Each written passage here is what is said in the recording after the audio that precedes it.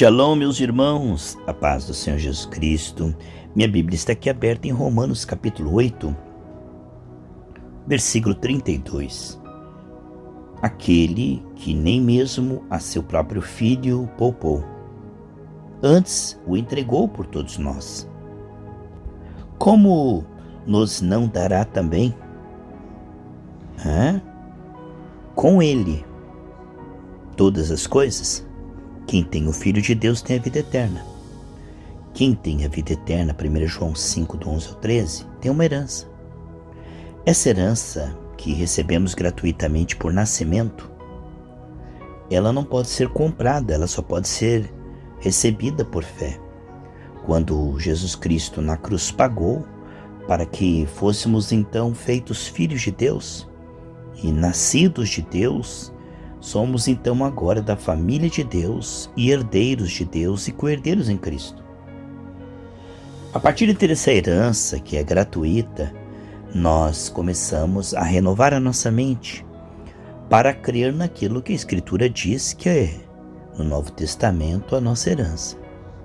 Essa herança primeiro não aparece no visível, ela é uma realidade espiritual encoberta, um tesouro escondido. Quando o Senhor diz que nós somos em Cristo prósperos, saudáveis e cheios do Espírito Santo, lá em Lucas 17, 20 e 21, diz que o reino de Deus não vem com aparência visível. Como raiz de uma terra seca, o que nós vemos por fora é o que o mundo se tornou um deserto. No entanto, a palavra afirma que já somos aquilo que ainda não vemos.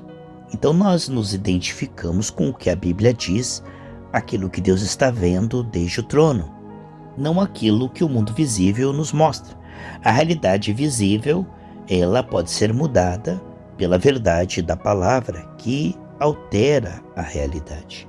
Porque a palavra de Deus criou o mundo perfeito, que se tornou imperfeito desde que o inimigo veio administrar a terra. O mundo jaz no maligno. A terra que antes produzia para Adão, agora, mesmo com o suor de Adão, iria produzir pouco, com espinhos e cardos. Então a terra foi amaldiçoada com a escassez. Vemos, porém, que Jesus levou a maldição, Gálatas 3, 13 e 14, e nos deu a bênção de Abraão, que em tudo foi abençoado. Herdamos, então, uma vida que, através da fé, da perseverança, Hebreus 6,12, pode ser dado substância no visível. Crer no coração e confessar com a sua boca que você é próspero, saudável e cheio do Espírito Santo, não é mentir, nem é poder do pensamento positivo, não é uma esperança. É concordar com a palavra. Amós 3,3 diz: como andarão dois juntos se não estiverem de acordo. Deus do trono está vendo que somos prósperos, saudáveis e cheios do Espírito Santo. Em nome de Jesus. E quando nós cremos a ponto de praticar, o Senhor fala da terra boa, né? Apenas 1/4 dos ouvintes crerão a ponto de praticar, casa na rocha. Terra boa, amém? Então aqueles que ouvem e praticam produzirão a 100 por 1. É o que vemos, meus amados irmãos, que crer no coração, renovar a sua mente pela palavra e confessar por um tempo, semear no Espírito as realidades espirituais que Deus está falando. Deus quer que nós cremos e agimos de acordo com a nossa nova natureza. Se Ele diz que podemos curar enfermos, então nós vamos agir como quem tem unção e autoridade para curar enfermos, independente do que sentimos ou independente dos resultados imediatos no visível. Jesus não ficou impressionado quando Ele falou com a figueira e não viu resultados imediatos. Ele sabia que na estação própria aquilo iria aparecer, e quem estava confirmando Ele era o próprio Deus Pai. Portanto, a prosperidade ela é seguida de generosidade somente naqueles que realmente creram. Quem creu na nossa pregação, a quem foi manifestado o braço do Senhor, Isaías 53. Quem é que realmente crê que é próspero? Quem se torna generoso. A generosidade, então, é a fé que não é morta, a fé que crê a ponto de semear. Eu creio tanto que Deus me prosperou, que eu sou abençoado, que eu vou ser generoso, eu vou agir como um próspero. E quando eu ajo como próspero, semeando, Deus multiplica. Aí está o mistério. Vamos dar um exemplo sobre isto? Quem diria que uma viúva que estava com o seu último pão para comer fosse próspera. As evidências no visível diziam o contrário. Ela falou para o profeta Elias: estou aqui com um pouco de uns gravetos para fazer a última refeição para mim e para o meu filho, e depois morreremos. Mas Deus já havia falado com ela e ordenado que ela desse profeticamente para o profeta, um ato profético, fosse generosa com o que ela tinha, repartisse com o profeta, que Deus nunca deixaria faltar. Ora, isso para a carne é loucura. 1 Coríntios capítulo 2, que as coisas espirituais para a carne parecem loucura. Por isso nós vemos, meus amados irmãos, que o Espírito Santo nos foi dado para crermos na palavra, que muitas vezes, olhando para o visível atual, não faz sentido. Olha, quando ela fez conforme a palavra e fez um pão para o profeta, durante 3 anos e meio, enquanto não chovia na terra, não faltou a farinha nem o azeite naquela casa. Veja, ela era próspera e ela estava duvidando. Mas quando o profeta foi lá e falou a mesma coisa que Deus já tinha ordenado, a Bíblia diz para Elias: olha, eu já ordenei à viúva que te alimente. Então ela estava debaixo de uma ordem, mas ela estava resistindo. Daí Deus levanta o profeta para falar a mesma coisa. Sabe? Crede nos seus profetas e prosperareis, desde que seja bíblico, né? E aí o profeta vai e fala, ela age de acordo com o profeta, e aí a prosperidade que ela tem se transforma em multiplicação.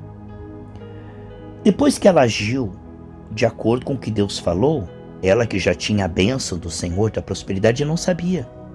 Quando que ela descobriu que ela era próspera? Quando ela foi generosa. Muitas pessoas, elas não sabem que são prósperas porque não são generosas. Vamos dar um exemplo. A pessoa sabe que com R$12 na conta, não paga o boleto dela. Então aqueles R$12 é semente. Aquilo que você precisa está no que você já tem. Não com avareza, não comércio da fé, não barganha, mas generosidade. Então, quando a pessoa ela crê que ela é próspera, ela vai agir como próspera naquilo que ela tem. Quando ela for generosa no pouco, no muito Deus colocará. Quando ela crê que ela é próspera a ponto de ser generosa. Veja que a viúva, ela foi generosa com um pouco. Como Jesus elogiou aquela viúva que deu a sua última moeda. Então, a generosidade é uma demonstração de dependência. Eu não confio no dinheiro, eu confio em Deus. Eu não amo o dinheiro, eu amo a Deus. Honra a Deus. E veja bem, as coisas de Deus parecem absurdas. Davi, um menino, lutar com um gigante já experiente em guerra. Josué ficar tocando corneta lá diante de Jericó e ela caiu. Moisés levantar o cajado diante do mar e o mar se abriu. Quer dizer, então esses atos proféticos parecem absurdos porque não fazem sentido à carne. As coisas de Deus parecem absurdas à carne. Mas é interessante que quando a pessoa crê na palavra e ela pratica, funciona. E funcionará sempre, porque Deus vela pela sua palavra para cumprir. Jeremias 1:12. Deus nunca, jamais vai ir contra a sua palavra. Não é homem para que minta, nem filho do homem para que se arrependa. Quando vemos que a generosidade do coração tem a ver com uma mente próspera, tem a ver com uma mentalidade que crê: Deus me abençoou. Pareço ter pouco, mas deste pouco eu vou repartir. E não é quando os discípulos repartiram o pão que ele multiplicou? Foi, Jesus orou. Mas foi na mão dos discípulos, quando eles começaram a repartir, que multiplicou.